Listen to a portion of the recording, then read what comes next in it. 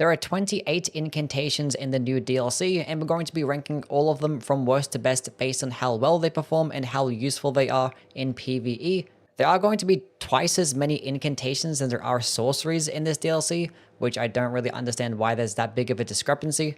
But the most concerning thing is that a lot of these incantations are just bad. There's like no other way to say it. Most of these are just useless, and I hope most of them actually end up getting buffed as well. Because yeah, these are like beyond disappointing. And yes, as always, we're not going to be talking about locations for spoiler reasons, but feel free to ask questions in the comments. Starting off at the bottom, we have Rain of Fire. Now, normally when I talk about weapons or spells, I like to be pretty descriptive and thorough, but when it comes to a spell like this one, it does not deserve that at all. There is no other way to describe it other than the fact that it's unfathomably dog shit. They basically took the founding Rain of Stars spell, like one of the worst spells in the game, and decided to make a fire-based version of it. And they weren't even being subtle in making it the exact same spell. Like, they both consume 27 FP, both have a 52 requirement, one in Faith, one in Intelligence, and they both rain down a bunch of these like piss darts that do basically no damage.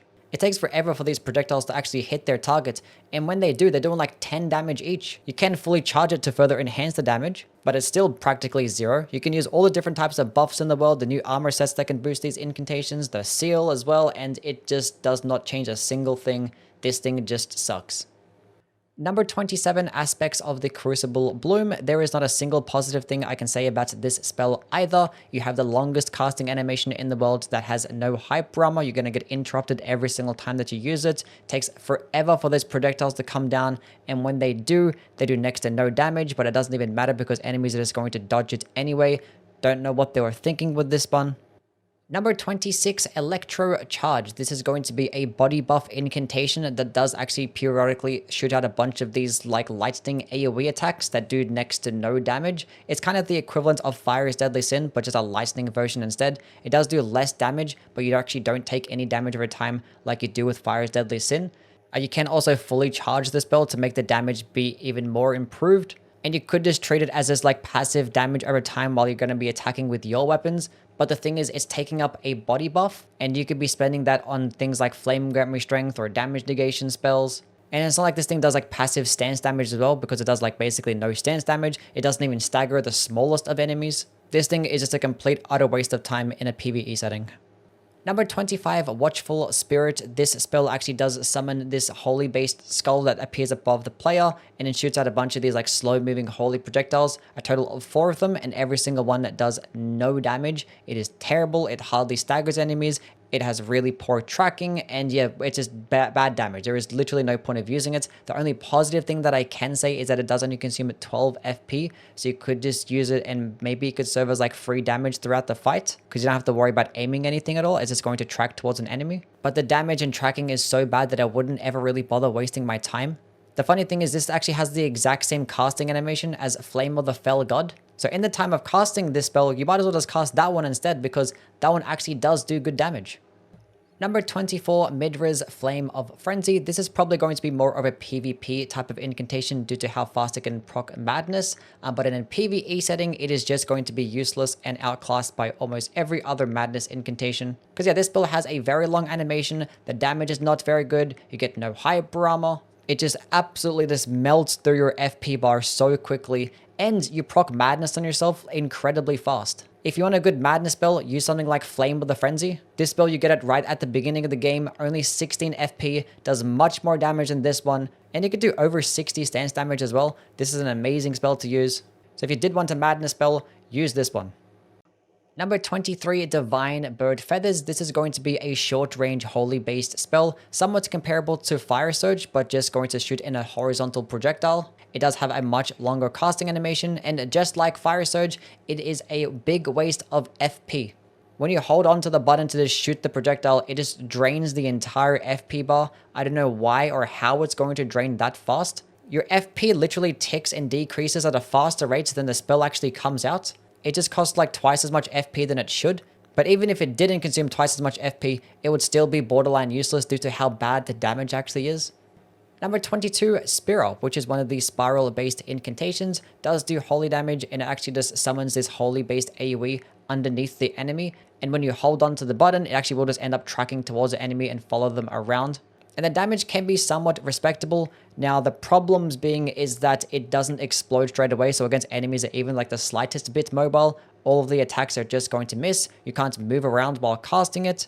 It is going to consume 10 FP for every single AoE, which doesn't seem like much, but being that you can hold onto it and spam it, you will just shred throughout your entire FP bar.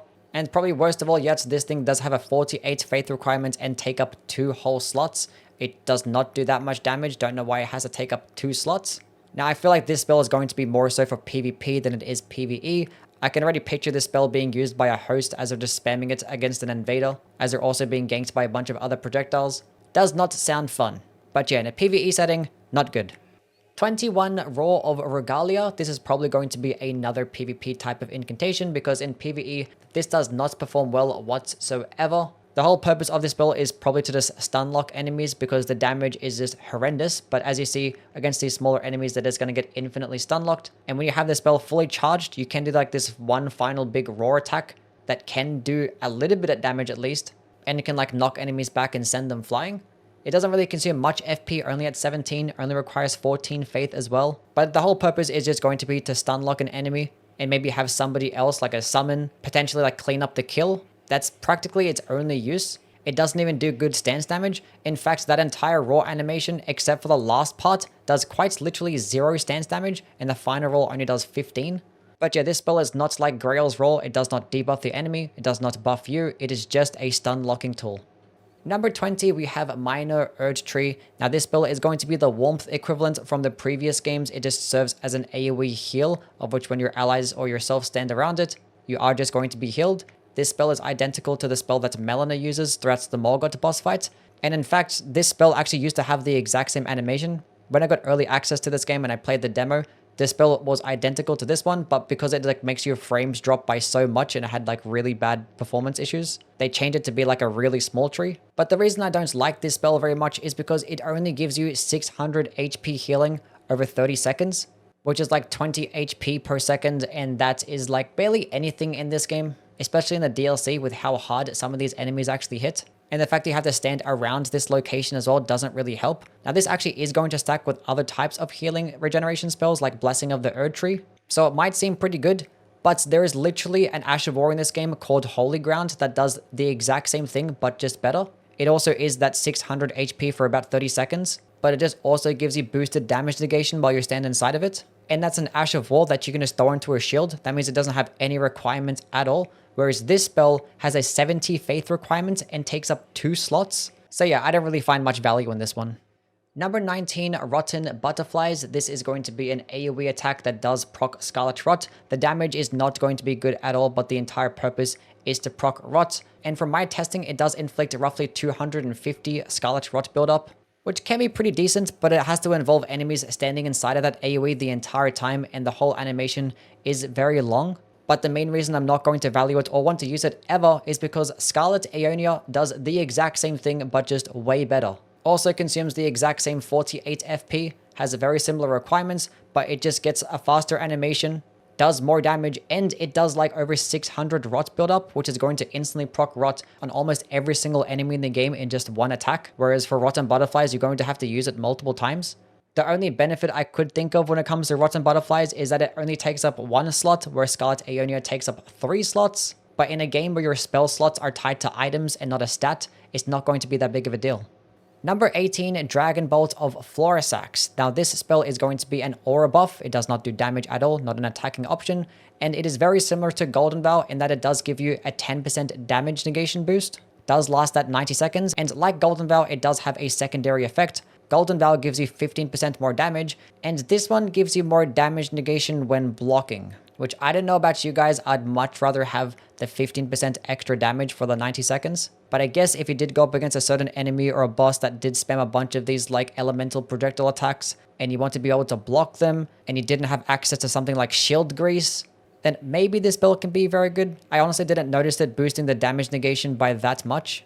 So yeah, I would really never use this thing, especially with its 52 faith requirement, which is like twice the amount of Golden Vow. I'm just going to use Golden Vow every single time. If this thing lasted like 3 to like 5 minutes, I'd probably understand, but no, it doesn't do that at all. Number 17, Furious Blade of ANSBACH. This is going to be a new Blood Flame spell, and it basically summons this cool blood-based dagger that can like swing and hit 3 times. The damage isn't going to be too high, but it does proc the multi-hits talismans, and when you do have it fully charged, it can just do more damage, and it can stagger those larger enemies like Omens and Knights, which typically the uncharged version cannot do that. Either way, it does not do good stance damage whether it's charged or not, but the stagger damage can be okay when charged. And in terms of the blood loss build up, there isn't any. It's just not getting bleed right now. It's definitely going to be a bug. I tested it out. It's quite literally gets 0 blood loss build up. So I'm going to assume that it is a bug. It would be very weird if they made a blood flame incantation that just did not do bleed. So at the moment, it is a very mediocre option that just does some very average damage. But hopefully it does get fixed soon so we can see how much bleed it actually does do. Number 16, Wrath from Afar. This is going to be kind of like the Emit Force equivalent from the previous games, and it is going to be more of a PvP type of tool because the damage is not going to be good. It is meant to like ledge kill enemies, which you might find some uses in PvE. It could actually be a pretty decent tool if you are doing co-op, if you do have a summon as well, because every single time that you do hit an enemy, they will get knocked back and sent flying. And for only 18 FP, that's actually pretty decent. And as you can see, the projectile goes very far. And when fully charged, it can do 15 stance damage, which isn't too bad either. But yeah, in terms of its damage, it's not going to be good. I would never use it as a damaging option. It's just meant to like knock enemies off a ledge or just to keep them stun locked. Number 15, Divine Beast Tornado. This spell for 24 FP summons this tornado and just throws it out in front of you and does terrible damage. But thankfully you can fully charge it, of which can do respectable damage, go through enemies and potentially hit multiple targets, and actually hit the same target multiple times too. And when using things like the Enraged Divine Beast Talisman or the Divine Beast Head, you can further enhance the damage, and it might seem like a pretty decent spell. But for me, honestly, this thing does consume way too much FP for how much damage it does do. There are other things that consume about this much and just do way more damage, even with all of these buffs equipped. It also does have a very long casting animation with no hyper armor that you can get staggered out of.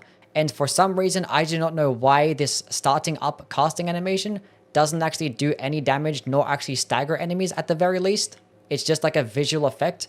And I tested it, it doesn't even deflect projectiles like arrows or firebombs. So it's just like a long animation to just make this spell worse for some reason. Number 14, Light of MIQUELLA, which is perhaps the coolest spell in the entire game, and I really want to like it. But in good conscience, I can't put it higher on the list because yeah, it does not perform that well. For 48 FP, you basically summon this huge pillar of light that spawns directly at the enemy, so you don't have to really worry about enemies trying to dodge it at all. Although the projectile does take a little bit to explode, so against more fast and mobile enemies, they will dodge it. And the total overall damage for this thing is just not enough. Even with the follow-up holy projectiles that come raining from the sky, even if all of those hit, the damage still feels very underwhelming. Which for a 72 faith requirements, 48 FP, 2 whole slots, and this very long animation, no, it's not it. Now, I understand it not having like a damage boost because it is a very easy spell to use. You can just run all the way back and it will just go straight towards the enemy and just explode. It's just basically free damage. But the trade-off should be how long it takes to cast and how much stamina and FP that it uses. And also, I'm not sure if it's a bug, but it doesn't actually get boosted by the Circlet of Light helmet or the Dryleaf seal. Both of these things say they boost MIQUELLA incantations, but it doesn't actually have any type of effect on the Light of MIQUELLA. Not sure why that is. It should be classified as a MIQUELLA incantation, because if these things work, it is just going to be like 25% more damage, which is basically what it's missing. So hopefully that's just a bug that will get fixed in the next patch, because if it does, we might be looking at a very decent spell. Number 13, we have Land of Shadow. Now this spell does have a very similar cast to the Elden Stars spell, but thankfully it is not complete and utter trash. But it does summon a bunch of these holy-based projectile attacks that is somewhat comparable to the Golden Land Ash of War. These projectiles go pretty far, can hit a whole bunch of times, and all these projectiles can hit for about 30 stance damage, which is very good. And at point blank range, there actually is an AoE attack that can do a little bit of damage and an additional 10 stance damage. Now, my problems with the spell is that the total overall damage is just not that good. There are going to be other spells that you'll see on this list that are much cheaper, that literally just do more damage. I guess the major benefit is going to be the range and the fact that enemies don't really dodge it at all. It's probably going to hit them every single time, but there are going to be other sniping types of spells like Frenzied Burst that are just going to work better in my opinion. Because yeah, for 40 FP, a 58 faith requirement, and this very long casting animation, it's going to have very little uses. Number 12, aspect of the Crucible, Thorns. This is going to be another Crucible incantation, does also scale with the Crucible armor set, also has the same 27 faith requirement as all the other Crucible spells. And this one actually is very FP efficient. For only 14 FP, you fire out a bunch of these thorns from your back in this cool like spinning animation. Now these thorn projectiles at a distance do basically no damage. It is not good at all. But at point blank range, they actually can do a lot of damage. And against larger enemies, all those thorn projectiles can hit, and it can just melt them really quickly. Now this is only going to be the case when fully charged, because the uncharged version is just practically useless. It is just not good damage at all. It doesn't stagger anything, and it's basically just a waste of time. Now honestly, I would not use this spell over the other physical types of Crucible incantations like Tail and Horns. Those ones are also very cheap, but can just do more damage, and also a lot more stance damage. Easier to use as well with quicker animations, because this one can be a bit hard to aim. It might just go past an enemy sometimes, but it's just going to be a bit more FP efficient than those other spells. One thing I wish that I did do was potentially like bleed, or maybe work with the multi-hit talismans, because this one just does not. If I had one of those things, it would definitely be a lot higher. Number 11, Ghostflame Breath. Now honestly, I do not know why this spell exists at all. It's probably one of the more useless additions. Now, Dragon Communion Seals and all the breath-based spells are just really powerful. They can just do amazing damage, clear out an entire room of enemies, they can bounce off walls and just redirect. And alongside the Dragon Communion Seal, these things can just melt everything in the game. So the spell itself is obviously going to be really good, but I just question its existence because it just works the same way, or at least very similar to a lot of the other spells. It's kind of like an in-between things like Dragon Ice and Glintstone Breath. It does do magic damage and it does do frost, but it doesn't do as much magic damage as Glintstone Breath, and it doesn't do as much frost buildup as Dragon Ice. It's just like in between. And also it has like the same FP cost as the cheaper versions, but it has the same requirements and it has like the same animation as the more expensive dragon-based versions, and that you actually become airborne, which is typically going to be a longer animation, means that you can't use it on horseback as well. So like the spell is decent, but if I did want to proc frost against an enemy, I'd want to do it really quickly, of which Dragon Ice and Borealis' Mists can just do it way faster. And if I just wanted damage, then the regular magic-based dragon spells are just going to do better. So it's a good spell, but like I struggle to find a reason to use it. Number 10, BAYLE'S Tyranny. Now I get a lot of questions asking about my opinions on the BAYLE incantations. Honestly, if you want to use them because they look cool, go ahead. They do really good damage. They're not going to be that bad. But for my opinions, I have very mixed ones. I don't really like them that much. They also don't really have much of a use. Now, I'm just going to talk about their main and specific use for both of these incantations, and that's the fact that they do not have a faith requirement. These are the only incantations in the game that have a pure arcane requirement, which is actually huge. So if you do go into a pure arcane build, you don't actually have to spec into a little bit of faith just to use some of the cool Dragon Communion spells. However, it doesn't really cost much to spec into them. It only requires about 15 faith just to use like the lesser versions, and maybe about 23 to 25 faith to use some of like the better ones. And by the time you actually get this spell, it's like well into the DLC, and you're probably going to be at a higher level, of which at that point you're going to be putting some points to faith anyway. Just the benefit of using some of the cool Dragon Communion spells. Now as for BAYLE'S Tyranny in particular, it is a high damaging AoE, actually can be boosted by the Talisman of Dread to just do amazing damage, does not get boosted by the Raw Medallion unfortunately. But my problems with this thing is that the AoE itself is not that large. You basically have to be standing right next to an enemy when using this thing, and with how long the animation is, you're going to be getting hit every single time. And you get some pretty good hype armor throughout the animation, so you're going to be getting hit and not getting staggered as well. So like you're just going to constant take damage. This thing needs to get like an AoE boost. Like it should not be having this small of an AoE. It needs to be going like twice as far for how long the animation goes for and how much FP it costs too. But the fact that it is going to be like one of your only arcane based like AoE spells, it's going to be really nice. Like no other arcane type of incantation actually does do an AoE that surrounds the entire player. So if you do get into a situation where you do have enemies to like the left and right and behind you, you can just use this spell. But another annoying thing about the spell is that when you're on like a slight inclined angle, the AoE explosion just misses. I don't know why that is, but it just quite literally does no damage. Hopefully that gets fixed as well. But yeah, for me personally, if I have points spec'd into Faith, I would never be using this spell.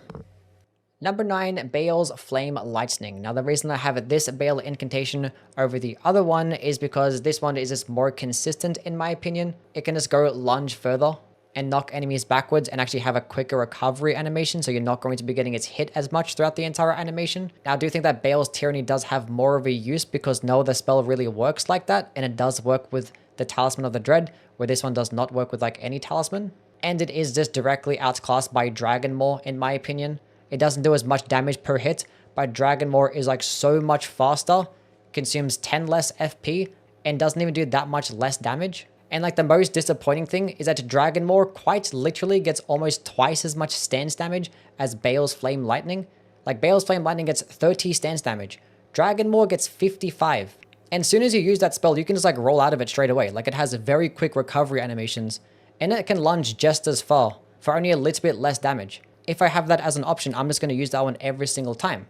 But as I was mentioning with Bale's Tyranny, these spells are unique in the fact that they do not have a faith requirement. So if you do have a build that doesn't have much points spec'd into faith, this one is going to be your option. Number 8, we have the Multi-Layered Ring of Light. Now this is going to be a holy based projectile. Does look somewhat similar to something like a Discus of Light, but the difference is being instead of actually having the projectile return to the player, it actually just stays on the target and is continuously spins around and grows in size. Of which against smaller enemies, it can like stun lock them a little bit and have them stay in that location to make them take more damage. And obviously against really large and immobile enemies, it can do some nice damage too. The entire combo when fully charged can do 24 stance damage, which is not too bad.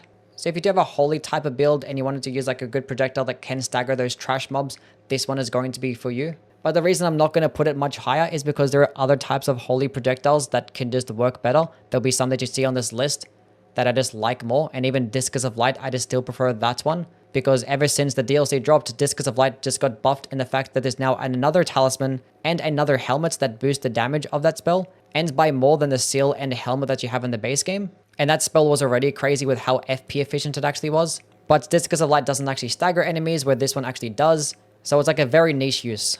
Number 7, Giant Golden Arc. This is another holy based projectile attack that honestly is kind of insane. It does like amazing DPS. You can just constantly spam the attack over and over again. Comes out very quick, and it has a very solid horizontal spread. To if enemies are more mobile and like to move around, or if you want to hit multiple enemies, this spell can just do it better than most.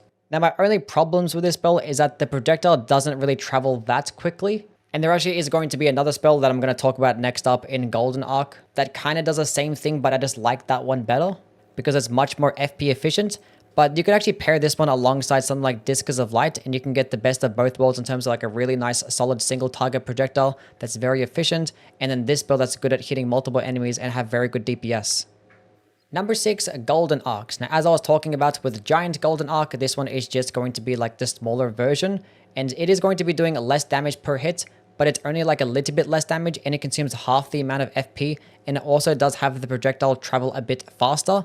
Now enemies are more likely to dodge this one compared to Giant Golden Arc because the projectile does not have that much of a horizontal spread, so it's easier to dodge. But the main reason I like it better is because it does 15 stance damage, which is more than the Giant Golden Arc, which gets 12. And the fact that you can spam a projectile this fast every single time and do 15 stance damage is actually pretty insane. And holy damage in the DLC is actually really good because there's actually multiple buffs and debuffs and multiple different seals that can boost these types of spells. So if you haven't already, I recommend giving Golden Arcs a try and is constantly spamming the uncharged attack.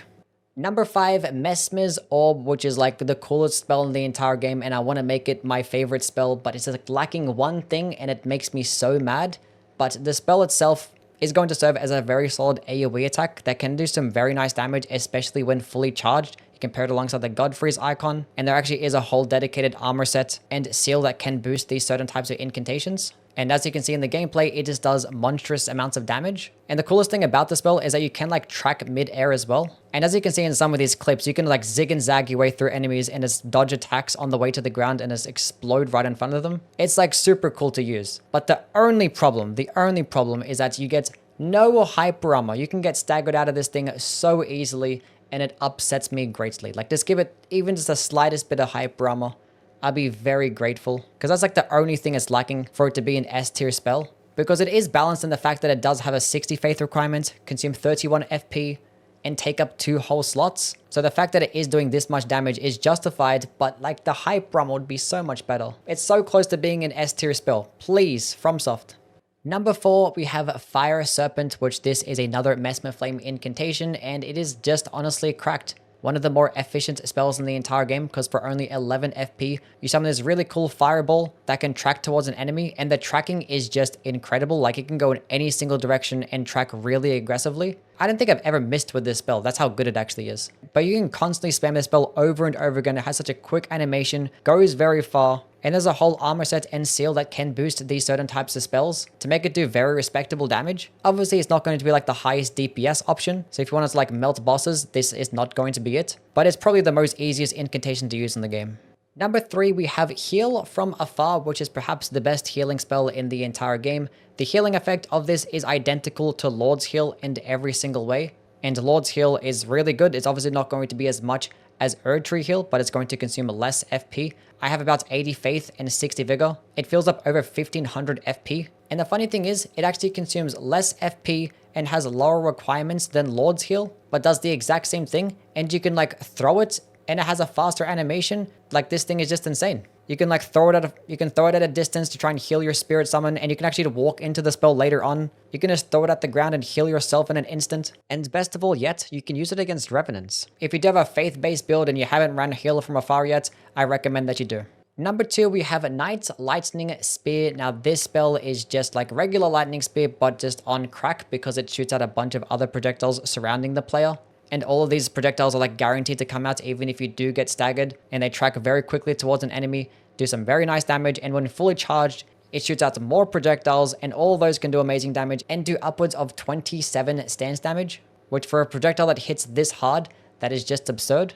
And you're doing all this damage in only a 29 FP cost, but I think best of all yet, enemies like don't dodge it. I don't know what's going on, but I was using it against Millennia and she didn't dodge a single one of these projectiles. She just let me fully charge it and throw it right at her face, and she just did nothing about it. She just kept taking it every single time. And this is actually going to be a dragon cult based spell, and there actually is a new armor set and a new dragon transformation that does boost these types of spells. So yeah, this thing is definitely an S tier spell. Number 1, PEST-THREAD's Spears. Now this spell is just like regular PEST-THREADS, but just better in every single way except for like requirements and FP cost. Because yeah, typically PEST-THREADS does track really aggressively and can hit larger enemies multiple times, of which where it has its specific use. Just melting those larger types of bosses, because against those smaller targets or enemies, it just does not perform well. Really bad damage, doesn't stagger enemies at all. But PEST-THREAD Spears is just built different. This thing kind of just has just as aggressive tracking, but it just does do more damage and actually does stagger enemies too. And you can fully charge it to just make it have more aggressive tracking, even more damage, and even more stagger damage. It's just insane. Basically takes everything that was bad about PEST-THREADS and just makes it better. Still has a quick casting animation. It still goes just as far. It's just going to hit harder. And even against those larger bosses, it just melts them quicker. You can still even use it on horseback now, which PEST-THREADS on horseback is already insane. And now that you can finally ride the horse against the Elden Beast, this boss fight is a complete and utter joke. Now this spell doesn't make PEST-THREADS useless, because obviously PEST-THREADS you get it much earlier in the game, and PEST-THREADS does have only an 11 faith requirement. So if you are going to go into a build that doesn't have much faith, but you're still using incantations with like the Clawmark seal or the Dragon Communion seal, then PEST-THREADS is going to be your best option to melt those larger types of bosses. But if you even have a little bit of faith, just throw on PEST-THREAD Spears. This one is just amazing.